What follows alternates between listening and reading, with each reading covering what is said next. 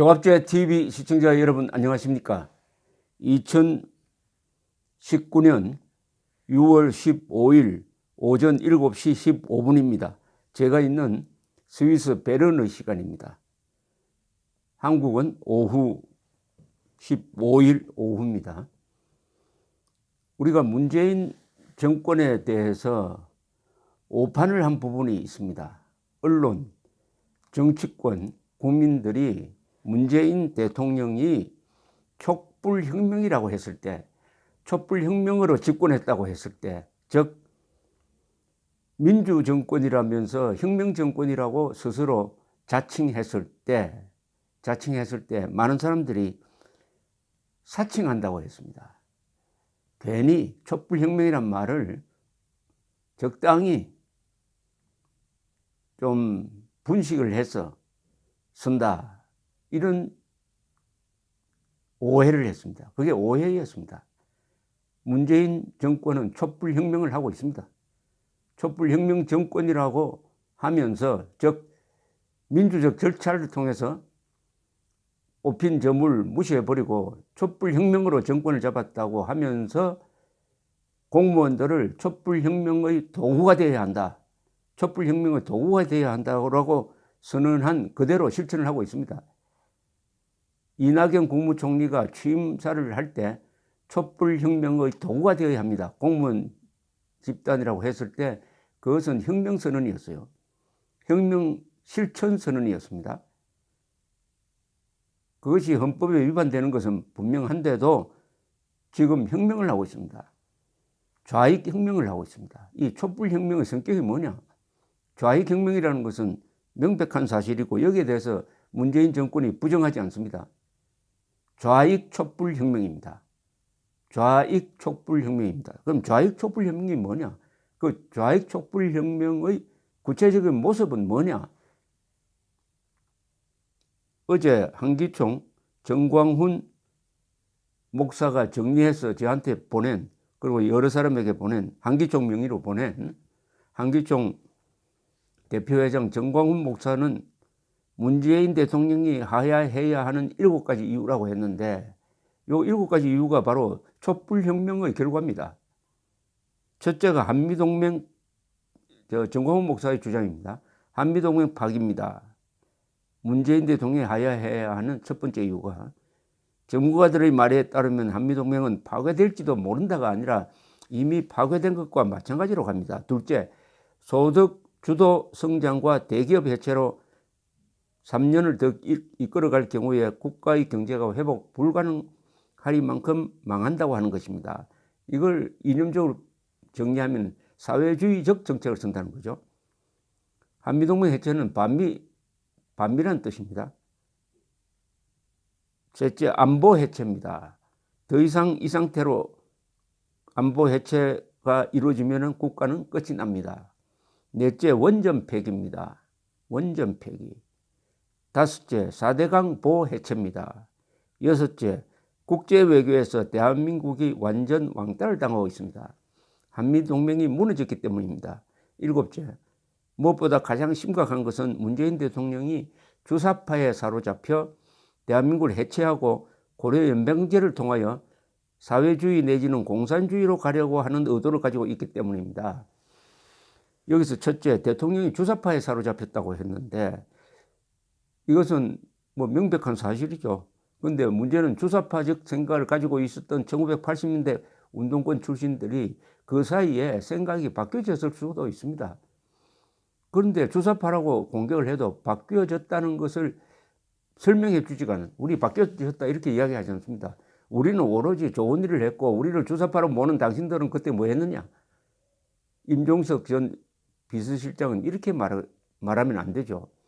이렇게 달라졌다고 하려면은 자유민주주의를 존중한다, 이승만 너희 건국 정신을 존중한다, 이렇게 이야기해야 되는데 주사파에 사로잡혔다는 것을 마치 증명이나 하듯이 문재인 대통령은 그동안 대한민국의 현대사의 정통성을 부정하고 더구나 건국을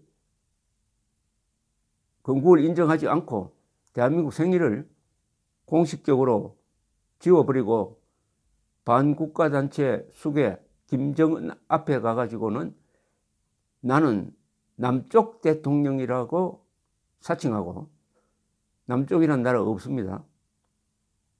온갖 굴욕적 안보 그리고 대외 정책을 통해서 마치 김정은이 한반도의 유일한 정통 정권인 것처럼 행세하고 있습니다. 문재인 대통령이 누가 봐도 김정은, 문재인, 김정은이 더 높은 것 같아요. 문재인보다. 이럴 수가 있습니까? 김정은은 우리 헌법 1조, 3조, 4조를 통해서 반국가단체의 수괴로서 반드시 평화적으로 저 정권을 해체하고 자유민주적 기본 질서에 입각한 평화적 통일을 일으켜야 할 대상인 것입니다. 대상인 것입니다. 문재인 대통령처럼 존중의 대상이든지 아니면 존경의 대상이든지 해서는 떠받드는 대상이 되어서는 안 되는 것입니다. 여기 고려연방제라는 이야기가 나왔는데 이것은 역사가 있죠. 2000년 6월 15일 김대중, 김정일 회담에서 남측의 연합제와 북측의 낮은 장계 연방제가 유사성이 있다고 인정하고 그 방향으로 통일을 논의한다는 여기서 출발했습니다. 그 뒤에 줄곧 문재인 대통령은 그 노선을 따라서 국가연합 또는 낮은 단계 연방제를 실천하겠다고 대통령이 되기 전에 이야기했던 것입니다. 그 이야기를 요사이는 꺼내지 않고 있는데 개헌을 통해서 그 방향으로 가려는 노력을 보여주고 있습니다. 그래서 고려 연방제 이야기가 나왔으니까 이 마지막 대목,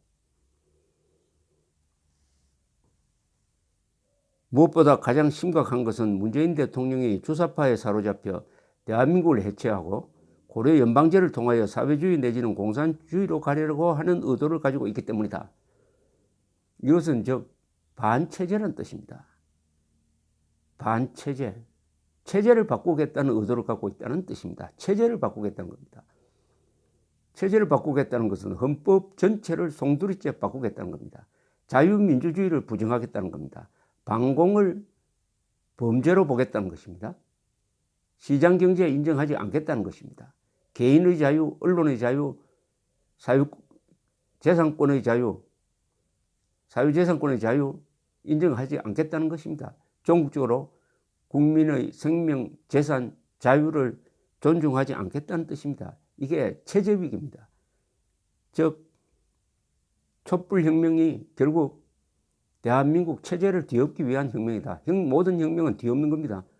뭘 뒤엎느냐에 대해서 문재인 대통령이 이야기 안 했을 뿐이지 결국 지금까지 드러난 것은 촛불혁명은 대한민국의 자유민주주의 체제를 뒤엎기 위한 좌익혁명이었다. 좌익혁명이다. 간단하게 말하면 반역이라는 이야기입니다. 반역. 반역이라는 말 중에서 큰 대자를 하나 붙여가지고 대역죄라는 게 있습니다. 영어에도 있습니다. High treason.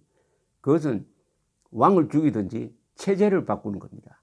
체제를 바꾸는 것을 모든 사람들이 다 몰랐던 것은 아니고 다수 국민들이 지금도 속고 있는 것은 그것이 헌법을 통해서 법률을 통해서 행사하려고 하는 모습을 보여주기 때문에 합법을 위장하고 있기 때문에 잘 몰랐던 것인데 이제 그 행동이 워낙 많이 나타났으니까 그 행동이 어떤 식으로 나타났느냐, 우선 대한민국의 민족사적 정통성과 국가 정체성과 대한민국 출범의 정당성을 인정하지 않고 그것을 포괄적으로 건국 기념일을 없애버린 겁니다. 건국 기념일을 없애버린 겁니다. 건국으로 인정하지 않는다는 겁니다. 이렇게 되면은 한반도에서는 건국 기념일을 가진 나라는 체제는 북한밖에 없습니다. 북한은 작년 건국 70주년을 기렸습니다. 한국은 정부 수립으로만 길었습니다. 정부는 국가 밑에 있습니다. 원래 건국 100주년 행사를 할 줄 알았더니 아마도 김정은이 싫어하니까 슬그머니 임시정부 수립 100주년으로 때웠습니다. 그러면 문재인 대통령은 대한민국을 아직도 허물어 버리고 개조해야 할, 대개조해가지고 설계를 바꿔야 할 임시국가로 인정하는 건 임시정부 수준의 존재로밖에 보지 않는다는 것을 적극적으로 드러낸 경우입니다. 정광훈 목사는 이렇게 이야기합니다.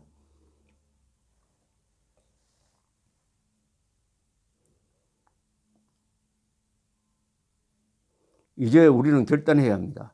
문재인 대통령이 계속해서 돌이키지 않고 헌법을 부정하면 국가를 해체하는 길로 간다면 스스로 하야해야 할 것입니다. 이승만 초대 대통령도 국민이 원하면 하야해야지 라고 말하며 간단히 하야한 것처럼 이승만 대통령을 본받아 스스로 하야하기를 거듭 촉구합니다. 스스로 하야하지 않을 경우 우리 대한민국 헌법 중 대통령 국민 소환죄가 없으므로 대통령 국민 소환 성격으로 문재인 하야를 위한 국민 소환 1천만 서명 대회를 시작하겠습니다. 그 후에도 하야하지 않으면 문재인 대통령이 늘 주장하는 촛불혁명과 같이 저희들도 혁명으로 대처하겠습니다. 논리적으로는 맞네요. 혁명에 대해서는 혁명으로 대처하겠다. 좌익혁명에 대해서는 우익혁명으로 나서겠다. 자, 이렇게 되면은 어떻게 되죠? 선거를 통해서 문재인 정권을 교체를 해야 되는데 그걸 기다리려다가는 대한민국이 망가지고 해체되게 생겼다. 회복이 불가능하다. 그러면은 하야해라. 하야에 응하지 않을 것이니까 응하지 않으면은 촛불혁명과 같은 우리식의 혁명으로 대처하겠다. 우리식의 혁명이라고 했을 때 그건 뭐겠느냐? 우리식 자유민주적 혁명은 뭐냐? 그건 국민혁명입니다. 그건 촛불혁명이 아니에요. 결국은 촛불혁명에 국민혁명으로 대응하겠다. 혁명이 하나 합리화될 수 있는 유일한 방법은 헌법에 의한 혁명이고 국민에 의한 혁명인데 헌법에 의한 혁명이라는 것은 논리적으로 모순이 있습니다. 헌법은 혁명의 대상이 아니거든요. 헌법은 혁명을 지원하지는 않습니다. 국민혁명입니다. 국민혁명은 주권자인 국민이 국민 저항권 입장에서 정권이 반체제로 나갈 때, 정권이 적과 손잡으려고 할 때, 적과 함께 대한민국의 자유민주 체제를 뒤엎으려고 할 때 국민 저항권 행사하는 것을 국민혁명이라고 합니다. 국민 저항권이 한국 역사 속에서 인정된 대표적인 예가 바로 4.19 혁명이었습니다. 4.19 혁명. 자, 그럼 2단계로까지 가는 데 있어서 무엇이 문제냐? 그것은 국민들의 각성이 정광훈 목사의 주장처럼 따라주지 않고 있다는 사실입니다. 아직도 문재인 잘한다가 47%로 나타나고 있습니다. 외교도 잘한다고 합니다. 그리고 북한 문제에 대해서도 잘한다고 합니다. 그런 사람들이 반 정도 되는 이 국민들 속에서 혁명을 하려고 한다면은 국민혁명이든 헌법에 기초한 혁명이든 그게 상당히 심각한 사태를 부를 수가 있는 거죠. 최종적으로는 내전적 구도로 갈 가능성도 있다. 그럼 어떻게 해야 되느냐? 이 혁명의 제일 중요한 점은 국민 각성입니다. 국민을 각성시키는 노력 없이 국민 저항권 행사라든지 이런 길로 가면은 이길 수도 없을 뿐만 아니라 그 부작용이 너무나 클 것입니다.